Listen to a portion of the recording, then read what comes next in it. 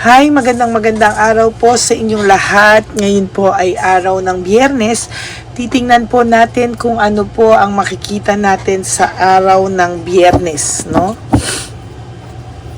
Yan.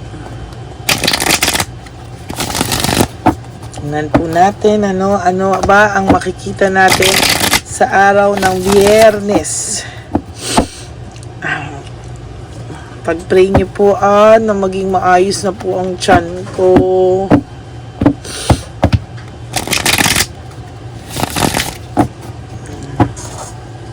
Okay, pili po tayo ng 10. Ngayong araw ng Biyernes, ano po kaya ang ating makikita? Okay, 1, 2, 3,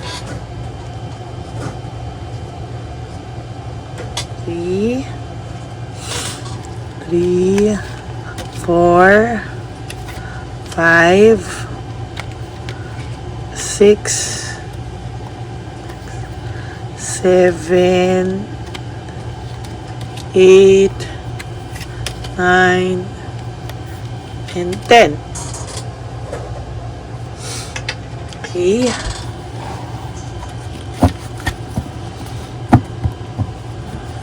Ngayon, pili po tayo ng 10 ulit.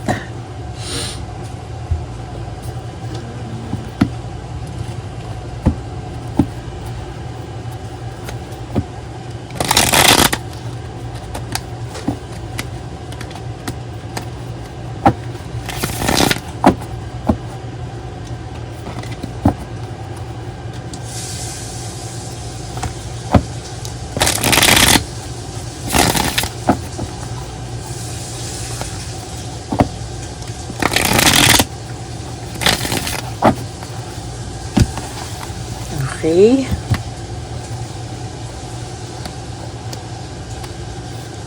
One, 2,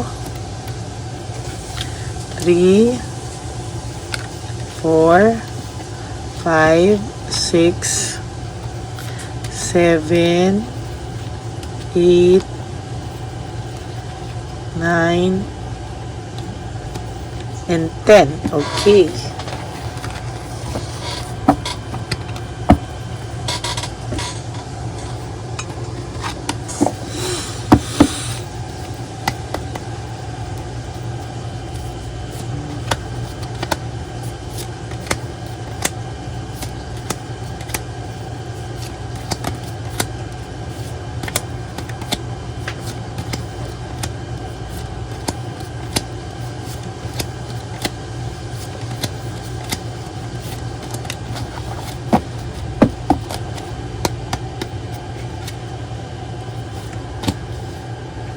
Sadness, depression, and negativity. Okay? Ito po, first card for Friday, ang unang bungad talaga ay sadness, depression, and negativity. No? Tingnan po natin ano yung susunod dito. Emptiness and emotional loss. Okay. So, ngayon po, ang nararamdaman ko ay ito po ay meron po siyang sadness, depression, and negativity and emotional loss sa kinakasama niya ngayon. Meaning, hindi na po siya masaya sa kanyang kinakasama ngayon, sa current partner niya ngayon. Hindi na po siya masaya sa third party. No? Ay, nako. Hindi na siya masaya sa current sa third party.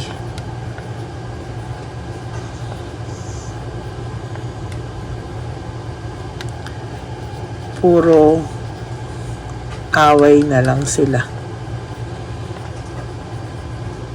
Puro away na lang ang nangyayari.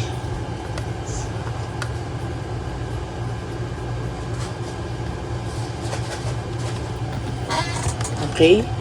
So, ang nakikita ko po na nakakaramdam na po kasi siya ng sadness, depression, and negativity dito po sa kanyang partner na current or sa inyong third party, no?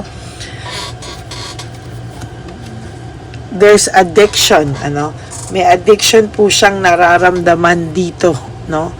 Meron po siyang addiction na nararamdaman, meron po siyang hindi maayos na pakiramdam, no? May clash of interest. Lagi po silang nagka-clash ng interest. Lagi po silang nagkakabangayan, nag-aaway. And most of the time, isa ka po sa topic ng away. Yung sinasabi ko ditong may addiction po sa material things, no, may addiction po sa luho, no. So either one of them po, no, ay or base po sa material things, sa addiction, yung kanilang samahan. Addiction is a very broad word or broad meaning dito sa iyong baraha, no, na parang grabe po yung naging impact sa kanila, sa samahan nila, kung bakit po sila hanggang ngayon nagsasama. It's because of the addiction and material things. Confusion and brutality, oh my God, a very powerful card po, no? Very confused po yung tao nyo ngayon because yung nangyayari po sa kanila ng third party between the two of them po ay panay brutal, no? Brutality and chaos, panay gusot, panay gulo, panay away, and nagkakasakitan po sila ng pisikalan, no?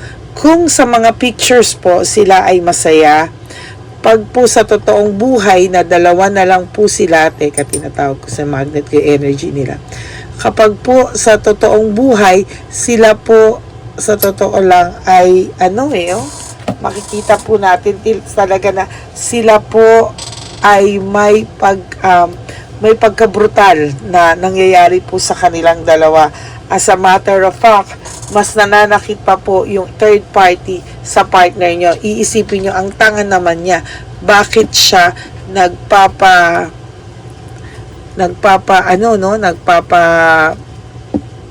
sakit or pumapayag, no? So, hindi talaga natin alam, no? Ano yung reason bakit siya pumapayag, saktan siya, no? Physically, kita nyo, brusko to, or eto parang po sa lalaki yung person, makikita nyo brusko to, and then nagpumapayag siya na ginagano siya, kaya nakakapagtaka din po talaga, and yung sa'yo naman po, no, kung babae naman po yung iyong person, no, na parang bungangera sa ito, astig sa ito, tapos biglang pumapayag magpasakit, no, o ng pisikalan, so yun po talaga, ang nananakit po is yung third party, no? Hindi po yung person nyo. Kahit ano pong gawin nilang pag-workout sa samahan nila, kahit po anong gawin nilang pakikipagplastikan sa isa't isa, talagang dumarating po yung point na lumalabas po ang mga totoong kulay po nila, to be honest with you. No?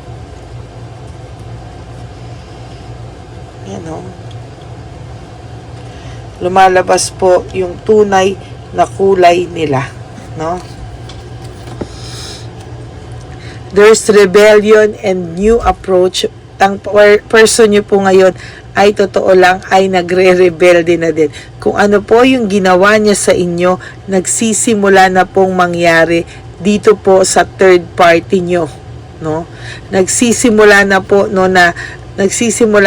na mangyari ang mga nangyari sa iyo dati. So yung pain, yung heartaches, yung mga naranasan mo po ay nagsisimula na pong mangyari sa person nyo, no?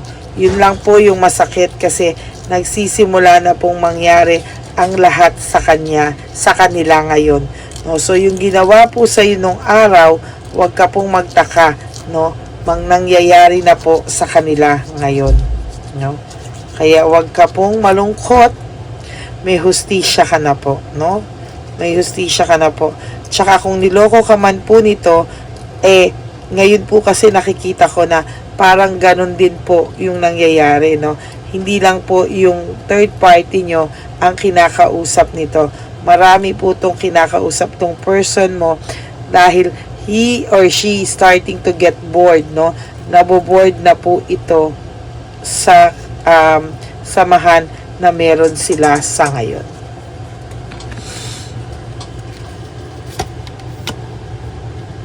Head over heart, ginagamit lang po nito ang utak niya kaysa sa puso niya.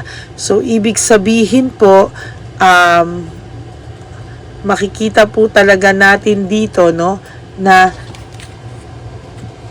hindi naman po pagmamahal ang meron siya para sa third party nyo, no, kay Chabilitang Palaka or kay Shokoy. Uy, sayang to. Pilitan natin ng isa. Bunot tayo ng isa. Oh my God, lack of direction and conflict, talagang bumabalik po ito, no, sa kanila. Talagang kahapon ilang beses ko po itong nabunot, and ngayon ang topic natin is about your person and the third party. Nabunot na naman natin tong lack of direction and conflict, meaning wala po talagang direction pa ang samahan nila. In fact, ang direction ay panay conflict, no. There's recovery, clarity para sa iyo, no? Improvement sa buhay mo, no? Somehow, kahit papano, even if you still have a roller coaster mix of emotions, kapalagi, it's a roller coaster for you, still merong improvements and recovery na kahit hindi mo napapansin, nakikita ko po na kahit papano, you are starting to adjust with your life. Connected to the universe. Sa totoo lang po, konektado ka na po sa universe. Maayos po ikaw sa ngayon. Wala ka pong iintindihing iba kung hindi po umayos ka po at patuloy ka pong aayos sa mga darating na panahon. Home conflict and lack of support, ito po yung nangyari sa inyo nung umpisa. Nagkaroon din po kayo ng conflict for whatever reason. Sobra ka rin pong nasaktan sa person na to, pero don't you worry po, sinasabi ko sa iyo, ha, kung ano po ang ginawa sa iyo, nagsisimula na po siyang gawin. He is starting to get bored. Meron na po itong ibang kinakausap bukod po sa third party nyo. Coldness, ayan, may coldness na silang nararamdaman. Yung person mo po. Kaya kung pinapakita po nito o ng babae na sila ay masaya, pagtawanan mo lang po and don't be affected. You know better, no? Alam mo po, nababasa po natin yan. Hindi na po, ayan, no, may adapting to change, no? Natatakot po talaga ito sa mga pagbabago sa buhay niya. Kaya so far, no, yung adapting to change, pilit niya pong ina-adapt yung mga naging pagbabago sa buhay niya. Pero so far, nahihirapan po siya. Responsibility and burden, sa totoo lang po, no, may mga responsibilidad po siya ngayon na kailangang bayaran, kailangan harapin, pero wala po siya masyadong means to do this, no? Hirap na hirap po sila ngayon sa life nila. Maging kalmado ka daw po, ang sabi sa iyo ng Divine Universe, maging kalmado ka lang daw po.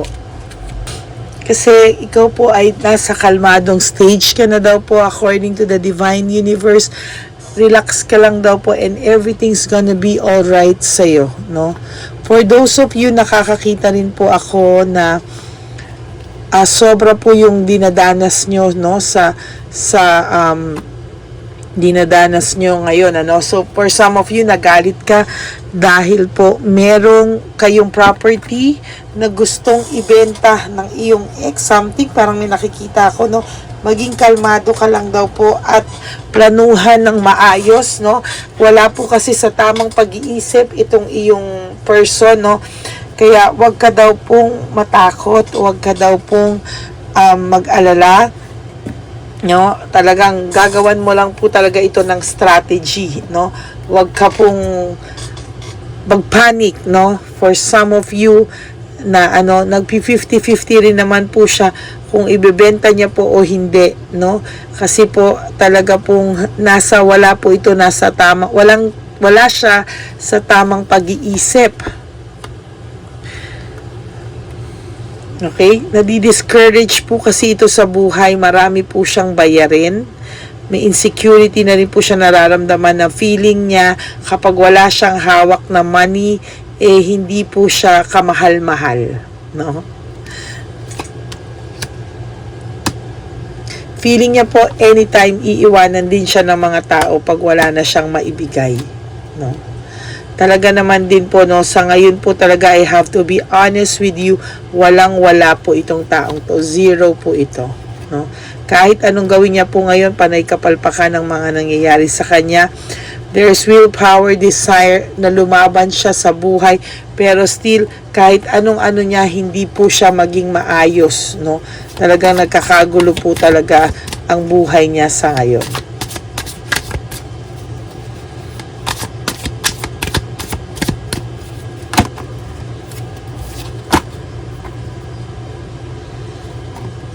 One, two, three, 4, 5.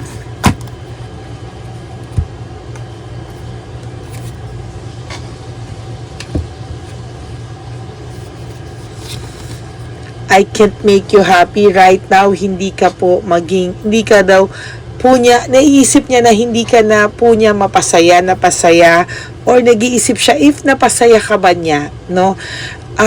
To be honest with you po, naiisip ka rin po ng taong to, at naiisip niya po na sa sobrang laki ng nagawa niya sa'yo na kasalanan, according to him, ay baka hindi mo na daw siya mapatawad, no? I can promise you anything. Sa ngayon, wala po talaga siyang maipangako sa'yo. Somehow, because naiisip niya po talaga na medyo wala siyang mapangako sa yung kahit na ano, because siya mismo po ay sabog sa buhay niya, no? Don't wait for me, please. Parang siya po ay hindi niya po alam kung kailan siya makakabalik sa iyo. Hindi niya po alam kung paano, no? Though namimiss ka po niya talaga, na naglulong siya sa kiss mo, sa sexual desire, and I can't let you go. Hindi ka pa rin naman po talaga nito ma-let go, no? So that's your first reading for today. Hindi na siya masaya sa third party niya. Kaya talagang hindi ka rin niya ma-let go, because naiisip ka pa rin po ng taong to o ng person mo. Okay? So that's your first reading for the day. Pasensya na, sinisik mura pa rin po ako, para ako sinusuntok na hindi ko alam. Diyos Mariosep. Tapos nighay din ako ng dighay. Siguro alam mo, ganito lang po ako, simula lang po nung no? So maraming salamat po sa inyong lahat. Thank you so much po from the bottom of my heart to all my Lady Elena friends, family, and subscribers. I love you all from the bottom of my heart, no? Salamat po sa lahat ng suporta na binibigay nyo sa channel natin. Please help me reach 10,000 subscribers po, no?